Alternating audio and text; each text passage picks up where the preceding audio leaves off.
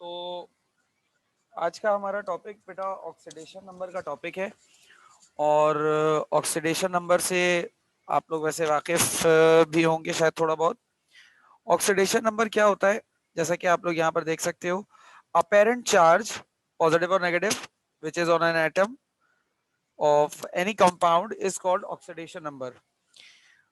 इसका मतलब ये है कि बेटा किसी भी कंपाउंड में, जैसे मेरे पास NaCl है। अब NaCl में हम कहते हैं सोडियम पर +1 चार्ज है और क्लोरीन पर -1 चार्ज है। तो सोडियम का ऑक्सीडेशन नंबर क्या होगा इसमें? इसमें सोडियम का ऑक्सीडेशन नंबर हो जाएगा +1। इसी तरीके से क्लोरीन का ऑक्सीडेशन नंबर क्या होगा? क्लोरीन का ऑक्सीडेशन नंबर हो जाएगा -1। ठीक है।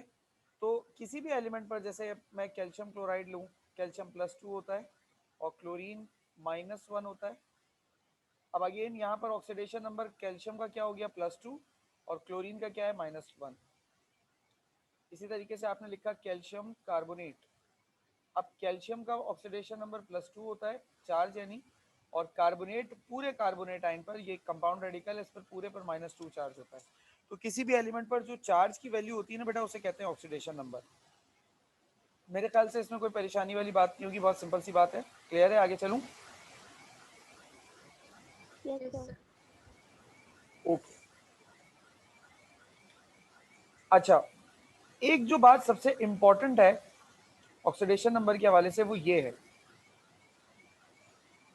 ऑक्सीडेशन नंबर जब हम किसी भी कंपाउंड में किसी भी एलिमेंट का बता रहे होते हैं तो वी कंसीडर के कंपाउंड प्रॉपरली आयोनिक है। कंपाउंड जो है आपके पास वो प्रॉपरली आयोनिक है और वो कोवेलेंट नहीं है, हम ये कंसीडर करते हैं। ठीक है। जबकि हम जानते हैं कि असलियत में कंपाउंड आयोनिक भी होते हैं, कोवेलेंट भी होते हैं और कोऑर्डिनेट कोवेलेंट भी होते हैं। ठीक है। असलियत में compound ionic, covalent, coordinate covalent तीनों होते हैं। तो हम लेकिन यहाँ पे क्या कंसिडर करेंगे कि सिर्फ आयोनिक कंपाउंड होते हैं और कोई नहीं। कोई सवाल इसमें नहीं है तो आगे चलूं बेटा? एक दफा दोबारा बता दो बेटा oxidation number, basically oxidation number क्या है? Oxidation number is the value of charge on any आइन। किसी भी कंपाउंड में जो एटम्स होते हैं, हमें पता है कि कंपाउंड में दो ही तरह के चार्ज पॉसिबल हैं, एक पॉजिटिव चार्ज और दूसरा नेगेटिव चार्ज। तो ये जो पॉजिटिव या नेगेटिव चार्ज की जो वैल्यू है ना, इसे कहते हैं हम आइन। इसे हम, इस चार्ज को की वैल्यू को हम कहते हैं ऑक्सीडेशन नंबर। सही है? Yes sir. और दूसरी बात जो मैंने की वो ये कि सबसे जरूरी बात ये है जो आप याद भी रखें कि किसी भी ऑर्गेनिक, किसी भी कंपाउंड में जब हम ऑक्सीडेशन नंबर किसी भी एलिमेंट का देख रहे होते हैं तो हम ये मानकर चलते हैं कि वो कंपाउंड आयोनिक है, कोवेलेंट नहीं है। मतलब सारे कंपाउंड्स को हम आयोनिक मान लेते हैं। अब जैसे कि HCl है, अब HCl में हाइड्रोजन पर पार्शियल पॉजिटिव चार्ज होता है और क्लोरीन पर पार्शियल नेगेटिव होता है। असलियत में तो ये charge partial positive partial negative है, क्योंकि ये कोवेलेंट कंपाउंड है। पूरा पॉजिटिव और पूरा नेगेटिव तो बेटा आयोनिक में होता है ना, कोवेलेंट में तो नहीं होता। कोवेलेंट में तो पार्शियल पॉजिटिव पार्शियल नेगेटिव होता है। लेकिन जब हम इसके ऑक्सीडेशन नंबर की बात करेंगे ना, मतलब इस कंपाउंड के ऑक्सीडेशन नंबर्स की, तो हम उसमें हाइड्रोजन को +1 और क्लोरीन को +1 -1 लेंगे। यानी कि हम, अब हमने इसको प्रॉपर्ली आयोनिक कंसिडर कर लिया। We are not considering it as a covalent compound. Clear है बेटा सारी बात? Yes sir. आगे चलते हैं। अब ये रूल है कुछ असाइनिंग ऑक्सीडेशन नंबर के, मतलब आप इन रूल्स की मदद से ऑक्सीडेशन नंबर असाइन करते हैं किसी भी एलिमेंट को। तो सबसे पहला रूल क्या है कि किसी भी फ्री एलिमेंट का जो ऑक्सीडेशन नंबर होता है वो हमेशा 0 होता है। मतलब जो हमारे पास एलिमेंट होता है ना, न्यू एलिमेंट, उस किसी भी एलिमेंट पे कभी भी कोई चार्ज नहीं होता। चार्ज कब आता है? जब कंपाउंड फॉर्म होता है। जब तक कोई चीज एलिमेंट है तब तक ऑक्सीडेशन नंबर उसका काउंट नहीं होता, उसका ऑक्सीडेशन नंबर 0 ही माना जाता है। सही है? अच्छा, दूसरा पॉइंट क्या कह रहे हैं कि ऑक्सीडेशन नंबर्स का जो सम होता है वो हमेशा 0 के बराबर होता है। ये क्या मतलब है? ये मतलब ये है कि जितना पॉजिटिव चार्ज होगा उतना नेगेटिव चार्ज होगा। अब उन दोनों को जब आप ऐड करोगे तो ऑब्वियसली आंसर 0 हो जाएगा। जैसे मैंने अभी एग्जांपल दी थी कैल्शियम पॉजिटिव और कार्बोनेट नेगेटिव की, तो +2 -2 आंसर 0 हो गया। इसी तरीके से मैंने एग्जांपल दी कैल्शियम पॉजिटिव और क्लोराइड नेगेटिव की। अब आप बोलो सर क्लोरीन पर तो -1 चार्ज है, तो ये बैलेंस तो नहीं हुआ। बेटा नहीं, एक क्लोरीन पे -1 है, यहाँ पे कितने क्लोरीन है? 2 क्लोरीन है। तो ओवरऑल यहाँ पर भी चार्ज जो है ना वो -2 है, -1 नहीं है। तो +2 -2 अगेन 0 हो गया। तो ऑक्सीडेशन नंबर जब हम कंपाउंड्स के को असाइन करते हैं तो पॉजिटिव और नेगेटिव साइन के जो सम होता है वो हमेशा 0 के बराबर होता है। ये दूसरा पॉइंट है। Is that clear? Yes sir. अच्छा, अब तीसरा रूल क्या कह रहा है कि अगर कोई पॉली एटॉमिक आइन है, पॉली का मतलब होता है मैनी, एटॉमिक मींस एटम, और आइन का मतलब चार्ज वाली बॉडी, चार्ज वाला एटम। अगर कोई ऐसा आइन है जिसमें एक से ज्यादा एलिमेंट है, जैसे भाई एक एलिमेंट वाला चार्ज तो ये भी है, ठीक है, ये भी है और ये भी है, ये सारे एलिमेंट्स हैं, ठीक है, इन पर चार्ज है। लेकिन एक से ज्यादा एलिमेंट वाले आयन भी होते हैं, जैसे कि OH negative, carbonate negative, sulphate negative, ठीक है ना। ये सारे हमारे पास चार्ज बॉडीज होती हैं। अब इसमें आप जो गौर करने पे गौरतलब बात जो है बेटा, वो गौरतलब बात ये है कि इनमें एक से ज्यादा एटम्स मौजूद हैं, एक से ज्यादा एलिमेंट्स के एटम मौजूद हैं। सिर्फ ये कहना गलत होगा कि एक से ज्यादा एटम मौजूद हैं, एक से ज्यादा एलिमेंट्स के एटम मौजूद हैं। अब इन पर आप गौर करो तो इन पर जब हम चार्ज लिखते हैं ना तो वो ओवरऑल लिखते हैं, मतलब सिर्फ कार्बन या ऑक्सीजन का नहीं है। ये जो -2 चार्ज है ये पूरे का है। इसी तरीके से सल्फर और ऑक्सीजन का नहीं है बल्कि ये पूरे का चार्ज है। ऑक्सीजन और हाइड्रोजन का नहीं है बल्कि ये पूरे का चार्ज है।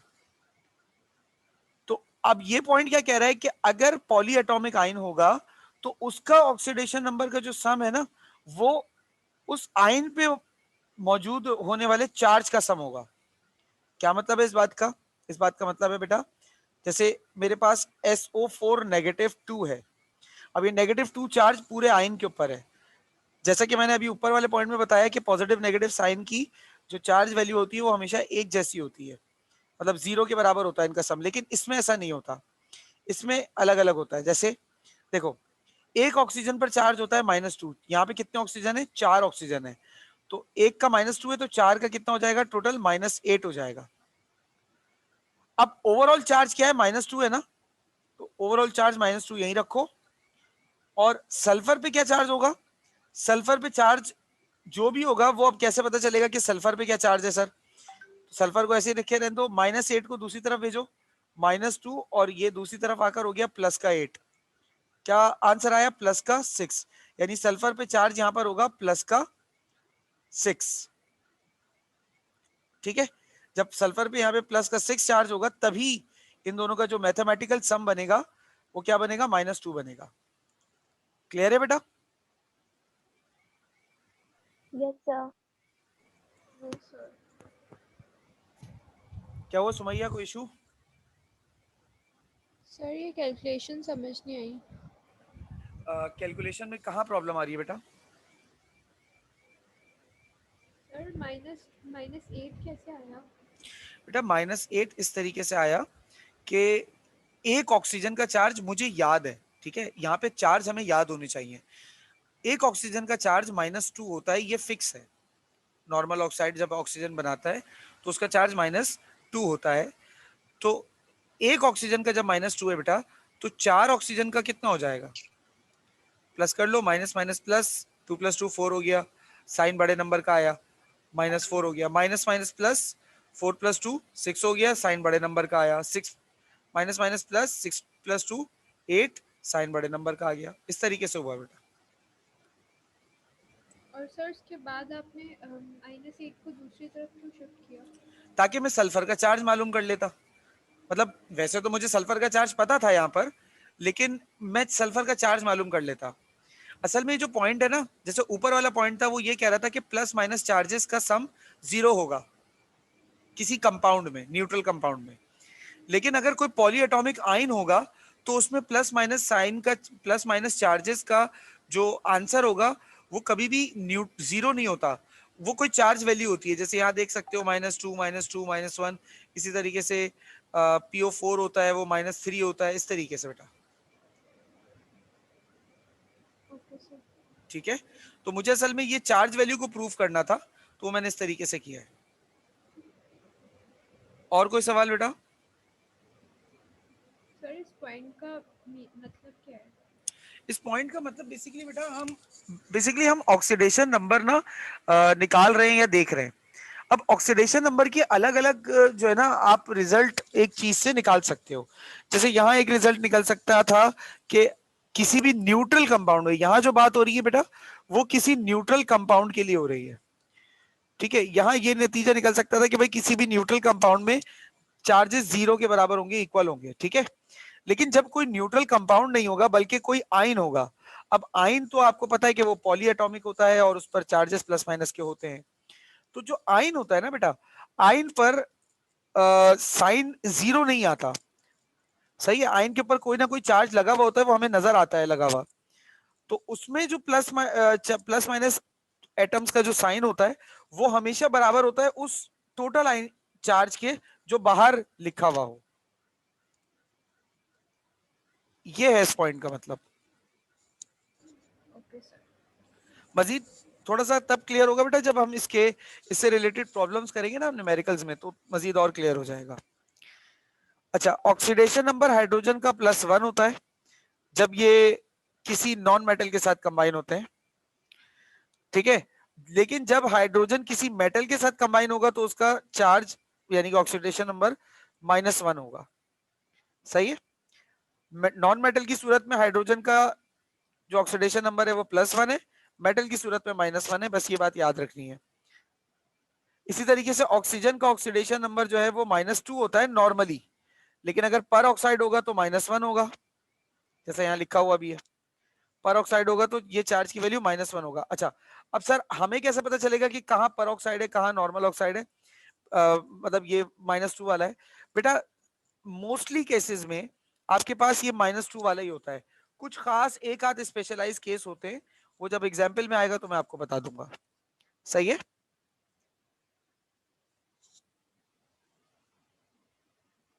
Yes sir.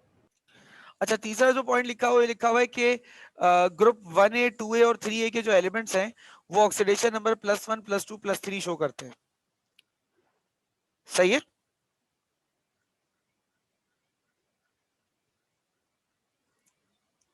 Yes sir. Yes sir.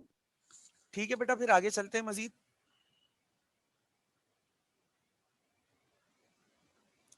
अब देखो अगला टॉपिक हमारे पास है इंडिकेटर। अब इंडिकेटर क्या होता है? बेसिकली इंडिकेटर का मतलब अगर उर्दू में निकाले ना तो उर्दू में इसका मतलब होता है निशानदही। निशानदही करने वाला, एक ऐसा सब्सटेंस जो निशानदही करता हो उसको हम इंडिकेटर कहेंगे। अच्छा, अब सर किस चीज की निशानदही, ये बात समझ नहीं आ रही। बेटा आप लोगों ने 9 में एक टाइट्रेशन का प्रैक्टिकल किया था, याद है? जी सर। उसमें आपने एक ब्यूरिट ली हुई थी और उस ब्यूरिट से ड्रॉप बाय ड्रॉप एक कॉनिकल फ्लास्क में आपने बेस गिराई थी। उसका कलर जो है फ्लास्क का वो लाइट पिंक हो गया था। ठीक है, वो लाइट पिंक हो गया था, याद आ रहा है कुछ? Yes sir. Yes sir. ठीक है, तो वो एक एसिड बेस टाइट्रेशन थी। उसके अंदर आपने पिपेट से फ्लास्क के अंदर एसिड डाला था और ब्यूरिट से आप बेस गिरा रहे थे। और इसमें पिपेट से एसिड डालने के बाद आपने इसमें एक और चीज 2 ड्रॉप्स ऐड की थी। मिस ने बोला था बेटा 2 ड्रॉप से ज्यादा ऐड नहीं करना, और वो क्या थी? वो थी फिनोफ्थेलीन। आपने फिनोफ्थेलीन ऐड किया था। अब फिनोफ्थेलीन क्या होता है? फिनोफ्थेलीन इज अ इंडिकेटर बेटा। Phenolphthalein is a indicator. Basically ये जो बेस थी ये भी पानी की तरह बिल्कुल कलरलेस थी, और ये जो एसिड था ये भी पानी की तरह बिल्कुल कलरलेस था। अब टाइट्रेशन का रिएक्शन हुआ या नहीं हुआ, हमें इसका कोई तो सबूत मिलना चाहिए ना। तो इसका सबूत ये है कि हम इसके अंदर इंडिकेटर फिनोफ्थिलीन के 2 ड्रॉप्स ऐड कर देते हैं। अब जिस पॉइंट पर आकर रिएक्शन कंप्लीट होता है ना, उस पॉइंट पर उसका कलर चेंज हो जाता है, पिंक हो जाता है, लाइट पिंक। मिस ने बोला था कि बेटा डार्क पिंक कलर नहीं आना चाहिए, क्योंकि डार्क पिंक कलर आएगा तो भी रिएक्शन सही नहीं होगा, मतलब तब भी आपने एक्सपेरिमेंट सही नहीं किया होगा। बिल्कुल लाइट सा पिंक आना चाहिए। मिस ने ये बात बोली थी, ठीक है ना बेटा, याद आ रहा है? Yes, sir. Yes, sir. अच्छा, इस तरह का सब्सटेंस सिर्फ फिनोफ्थिलीन नहीं होता, बल्कि हमारे पास और भी कुछ है, जैसे मिथाइल ऑरेंज, ठीक है, मिथाइल ऑरेंज है। वाली भी टाइट्रेशन है फर्स्ट ईयर में। बिल्कुल, अभी बल्कि फर्स्ट ईयर में भी तो कॉलेजेस में जाके तुम लोगों ने की होगी ना, देखो मैं तो भूल ही गया। फिनोफ्थिलीन है, जी सर, किए थे प्रैक्टिकल्स। यूनिवर्सल इंडिकेटर होता है, और एक लिटमस पेपर होता है। ये वो चीजें हैं जो आपके पास एसिड बेस, अमूमी तौर पर एसिड बेस की इंडिकेशन के लिए इस्तेमाल होते हैं। अब इसके लिए आपको सिर्फ इनका कलर याद रखना है। लिटमस को अगर आप एसिड में डालोगे तो उसका कलर रेड होगा, बेस में डालोगे तो कलर ब्लू होगा, और अगर किसी न्यूट्रल सॉल्यूशन में रखोगे तो उसका कलर पर्पल होगा। मिथाइल ऑरेंज को अगर आपने किसी एसिड में डाल दिया तो उसका कलर डार्क रेड हो जाएगा, किसी बेस में रखोगे तो उसका कलर येलो होगा, और अगर किसी न्यूट्रल सॉल्यूशन में तो उसका कलर ऑरेंज ही होगा, जैसा इसका नाम सजेस्ट कर रहा है। फिनोफ्थिलीन एसिड में कोई कलर नहीं देता, बेस के मीडियम में अगर बेस के ऊपर आप डाल दो फिनोफ्थिलीन तो पिंक कलर देता है, और न्यूट्रल में भी कोई कलर नहीं देता, ठीक है। इसी तरीके से यूनिवर्सल इंडिकेटर एक होता है जो मुख्तलिफ सब्सटेंसेस से मिलकर बना होता है। वो एसिड में रेड कलर, बेस में पर्पल, और न्यूट्रल सॉल्यूशन में ग्रीन कलर शो करता है। बस हमें ये कलर याद रखने कि कौन सा इंडिकेटर किस मीडियम में कौन सा कलर दे रहा है, बस, और कुछ नहीं।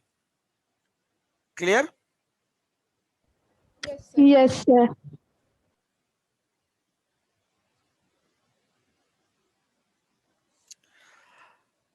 अच्छा, अब यहां अगर देखें तो ये मिथाइल ऑरेंज की डिकम्पोजिशन है, जो हमें यहाँ पे बताई गई है। ये जो HLN आप देख रहे हो ना, ये फॉर्मूला है बेसिकली मिथाइल ऑरेंज का, ठीक है ना। अब ये सर, ये एलन क्या होता है? बेसिकली बेटा मिथाइल ऑरेंज एक ऐसा कंपाउंड है जिसका फॉर्मूला ना बड़ा कॉम्प्लेक्स है, इसका स्ट्रक्चर और फॉर्मूला बहुत बड़ा और कॉम्प्लेक्स सा है। तो हम वो बड़ा कॉम्प्लेक्स फॉर्मूला तो नहीं लिखते ना, स्ट्रक्चर लिखते हैं, बल्कि उसकी जगह हमने शॉर्ट फॉर्म में HLN एक लफ्ज ले लिया है, और ये HLN हम इंडिकेट करते हैं मिथाइल ऑरेंज को। अब जब हम इसे एसिडिक मीडियम में डालते हैं, पानी में डालते हैं, तो ये डिकम्पोज होता है H पॉजिटिव आयन में और Ln नेगेटिव आयन में। अब Ln नेगेटिव आयन जो है ना वो कलर होता है येलो का, और जब ये पूरा HLN एक साथ जुड़ा हुआ होता है तो इसका कलर होता है रेड। इसीलिए एसिड में मिथाइल ऑरेंज नहीं टूटता, ये रेड कलर ही शो कर रहा होता है। जैसे ही आप इसे बेस में डालते हो ये टूट जाता है H पॉजिटिव और Ln नेगेटिव में। Ln नेगेटिव जब अलग होता है तो उसका कलर येलो होता है, H के साथ होता है तो रेड होता है। ये इसकी डिकम्पोजिशन बताइए यहाँ पर। क्लियर हो गई बात बेटा? Yes sir.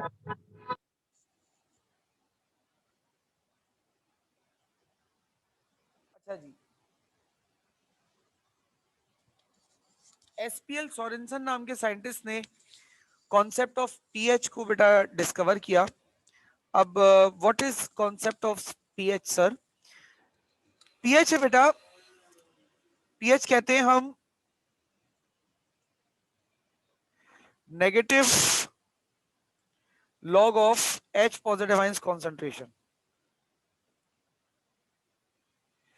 बेटे देखो, जब हम पानी में, हमने 9 में एक थ्योरी पढ़ी थी, और बल्कि अभी फर्स्ट ईयर में भी पढ़ी है, कि अगर हम किसी एसिड को पानी में डालते हैं तो H पॉजिटिव और Cl नेगेटिव आयन मिलेगा, मतलब एसिड को पानी में डालेंगे H पॉजिटिव आयन मिलेगा। इसी तरीके से अगर किसी बेस को हम पानी में डालेंगे तो हमें OH नेगेटिव आयन मिलेगा। ये हमने अभी इसी चैप्टर में थोड़ा सा शुरुआत में पढ़ा था। अब किसी सॉल्यूशन में आपने मिसाल के तौर पे एक ग्लास में ये पानी लिया हुआ है, आपने सॉल्यूशन में फॉर एग्जांपल HCl डाल दिया। अब इस सॉल्यूशन में जैसे HCl डालोगे पानी में, तो ये HCl का मॉलिक्यूल टूटना शुरू हो जाएगा H पॉजिटिव और Cl नेगेटिव में। ठीक है, अब यहां पर ये टूटकर H पॉजिटिव और Cl नेगेटिव आयन बन गए। अब इस बीकर में H पॉजिटिव आयंस की काउंटिंग क्या है, या ये कह लो कि H पॉजिटिव आयन की क्वांटिटी क्या है, ये हमें बताना है। ये हम पता कर सकते हैं बाय मींस ऑफ पीएच। अच्छा, अगर हमें ये तादाद पता हो ना, दोनों काम हो सकते हैं। अगर हमें किसी सॉल्यूशन में H पॉजिटिव आयंस की तादाद पता हो तो हमें उस सॉल्यूशन का पीएच पता चल जाता है, और अगर किसी सॉल्यूशन का हमें पीएच पता हो तो हमें ये पता चल जाता है उस सॉल्यूशन में H पॉजिटिव आयन कितने हैं। ठीक है, अच्छा सर पीएच पता करके आप क्या कर लेंगे, आप क्यों पीएच पता करने के पीछे पड़े हुए हैं, एक सवाल है। बेटा पीएच पता करके मैं बहुत कुछ कर सकता हूं, मैं भी आपको समझाता हूं। ये एक लाइन है, जैसे आप इस लाइन में ये सेंटर पॉइंट है। एसिडिक और बेस को डिफरेंशिएट करता है। जी बेटा बिल्कुल, 0 7 और कॉर्नर पर 14। अब किसी सॉल्यूशन की पीएच, ये पीएच स्केल कहलाता है। अब किसी सॉल्यूशन की पीएच अगर हमारे पास पीएच स्केल पर 0 से 7 के बीच आ रही है तो वो सॉल्यूशन एसिडिक होगा, 7 के ऊपर और 14 के नीचे है तो वो सॉल्यूशन बेसिक होगा, और अगर एग्जैक्टली 7 हो सर फिर तो बेटा वो सॉल्यूशन न्यूट्रल कहलाएगा। सही है। अच्छा सिर्फ यही नहीं पता चलता, अब देखो इस पीएच स्केल में किसी सॉल्यूशन की पीएच की वैल्यू 0 के जितना करीब होगी ना, वो एसिड उतना ही स्ट्रॉन्ग होगा, स्ट्रॉन्ग एसिड होगा, और 0 से जितना दूर और 7 के जितना करीब होगी वो एसिड उतना ही वीक एसिड होगा। इसी तरीके से 7 के जितना करीब बेस की वैल्यू होगी वो वीक बेस होगी, और जितना 47 से दूर 14 की तरफ आओगे उतनी स्ट्रॉन्ग बेस होगी। अब सर ये बात समझ में नहीं आ रही, बेटा देखो बहुत आसान सी बात है, 0 के जितना करीब आपके पास कोई नंबर होगा वो उतना छोटा होगा, और 0 से जितना दूर नंबर होगा वो उतना बड़ा होगा, ऐसा ही है। Yes sir. अब यहां पर जो 7 पॉइंट है, मतलब 7 है ना, 7 को आप 0 मान लो। अब चाहे आप राइट साइड से आओ या लेफ्ट साइड से आओ, 7 के जितना करीब होगे, क्योंकि आपने इसको न्यूट्रल पॉइंट माना है, तो वैल्यू उतना कम होगी, और इस 7 से जितना दूर जाओगे वैल्यू उतनी बढ़ जाएगी। बात समझ गए? Yes, sir. अच्छा, पीएच की डेफिनेशन से पीएच का फॉर्मूला बनता है pH is equal to negative log of H positive ion concentration, यानी कि H पॉजिटिव आयन इस सॉल्यूशन में कितने हैं उस वैल्यू को यहां पुट करो, उसका नेगेटिव लॉगरिथम निकालो कैलकुलेटर की मदद से, तो आपको उस सॉल्यूशन का पीएच पता चल जाएगा। अच्छा इसी बात को अगर उल्टा करूं, मतलब सर अब मुझे अगर मिसाल के तौर पे पीएच पता है और मुझे H पॉजिटिव आयन की कॉन्सेंट्रेशन निकालनी है, तो बेटा वो भी हो जाएगा। आप कुछ नहीं करें, जो पीएच की वैल्यू है ना, उस पीएच की वैल्यू का एंटी लॉग ले लो। एंटी लॉग लोगे तो आपको उस पीएच, उस सॉल्यूशन का, इसका आपने एंटी लॉग लिया है, उस सॉल्यूशन का आपको H पॉजिटिव आयन की कॉन्सेंट्रेशन मिल जाएगी। क्लियर है बेटा? Yes, sir. अच्छा हमें सिर्फ H पॉजिटिव आयन की कॉन्सेंट्रेशन नहीं मिलती, हम चाहें तो OH नेगेटिव आयन की कॉन्सेंट्रेशन भी निकाल सकते हैं, और POH भी निकाल सकते हैं। ये पीएच नहीं है बेटा, ये POH है, हम POH भी निकाल सकते हैं। अब POH के लिए क्या करना है, POH का भी सेम फॉर्मूला है, बस फर्क क्या है, आपने negative log H positive ion का नहीं लेना, बल्कि OH नेगेटिव आयन का लेना है, बस ये फर्क है और कोई फर्क नहीं है। और एंटी लॉक का मैकेनिज्म भी सेम है कि अगर आपको POH पता है और आप चाहते हैं कि आपको ये पता चल जाए कि किसी सॉल्यूशन में OH नेगेटिव आयन कितने हैं, तो आप उस सॉल्यूशन का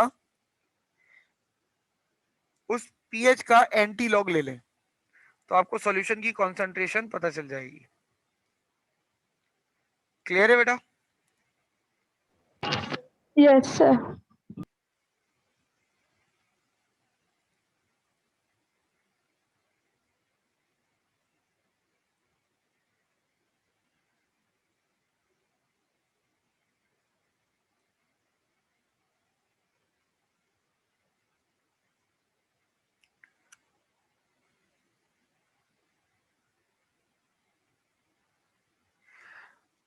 बेटा अगला जो टॉपिक है हमारे पास वो डुअल नेचर ऑफ वाटर का है। अब डुअल नेचर ऑफ वाटर से क्या मुराद है? डुअल नेचर ऑफ वाटर से मुराद ये है, डुअल का मतलब होता है डबल, डुअल का मतलब है डबल, और what I am trying to say is double nature of water. अच्छा, ये डबल नेचर क्या है? डबल नेचर से मुराद है एसिड एंड बेस, दोनों, एसिड और बेस की दोनों की जो नेचर है, मतलब एसिड और बेस दोनों ही आपके पास यहाँ पर डुअल नेचर में काउंट होते हैं। इससे मुझे एक बात समझ में आ रही है, और वो बात ये समझ में आ रही है कि एसिड की ना अपनी कोई फिक्स मतलब वाटर की ना अपनी कोई फिक्स प्रॉपर्टी है एसिड की, ना ही कोई फिक्स प्रॉपर्टी है बेस की, बल्कि वाटर दोनों की तरह बिहेव करता है। डिपेंड करता है कि आप वाटर को मिला किसके साथ रहें। जैसे अगर वाटर को मैं NH3 के साथ मिलाऊं तो ये NH4 पॉजिटिव आयन और OH नेगेटिव आयन प्रोड्यूस कर रहा है। अच्छा, जो substance OH negative ion produce करता है उसको हम बेस कहते हैं। यही बात मैंने अभी आपको थोड़ी देर पहले भी बताई थी। इसी तरीके से जो substance H positive ion produce करता है, जब वाटर में HCl को मिलाते हैं तो H3O पॉजिटिव का मतलब H पॉजिटिव आयन ही होता है बेटा। ठीक है, H3O पॉजिटिव का मतलब H पॉजिटिव ही आयन होता है। तो अगर कोई substance H positive ion produce करता है तो उसे हम क्या कहते हैं? उसे हम एसिड कहते हैं। Acid. क्लियर है बेटा ये वाली बात? Yes, जी sir. सर. इसमें कोई सवाल या कंफ्यूजन तो नहीं है किसी को भी? No, sir. रिपीट कर दो। बेटा अभी हमने कुछ टाइम पहले आर्हीनियस थ्योरी पढ़ी थी, और अभी मैंने आज के लेक्चर में थोड़ी देर पहले भी बताया था कि एसिड एक ऐसा सब्सटेंस होता है जिसे हम पानी में डालें तो वो H पॉजिटिव आयन देता है। बेस एक ऐसा सब्सटेंस होता है जिसे हम पानी में डालें तो वो OH नेगेटिव आयन देता है। अब यहाँ पर मैंने NH3 एक बेस थी, ठीक है ना, ये एक बेसिक कैरेक्टरिस्टिक रखने वाला सब्सटेंस है, इसको पानी में डाल दिया। ठीक है, जब मैंने इसको पानी में डाला तो यहाँ पर सॉरी यहाँ पर वाटर ने एसिड की तरह बिहेव किया, और जब मैंने एक एसिड को पानी में डाला तो यहाँ पर वाटर ने बेस की तरह बिहेव किया। ठीक है, अब कैसे बिहेव किया ये मैं अभी कुछ थोड़ा आगे चलकर इसी चैप्टर में जब ब्रॉन्स्टेड लॉ कॉन्सेप्ट पढ़ाऊंगा तो उसी वक्त पढ़ा दूंगा। क्लियर है बेटा? कोई सवाल या कंफ्यूजन अभी तक? क्लियर है सर। ठीक है, ठीक है बेटा, फिर आज बात यहीं तक रखेंगे, बाकी बात इंशाल्लाह फिर आपसे नेक्स्ट क्लास में होगी। अगर आपको कोई क्वेश्चन नहीं है तो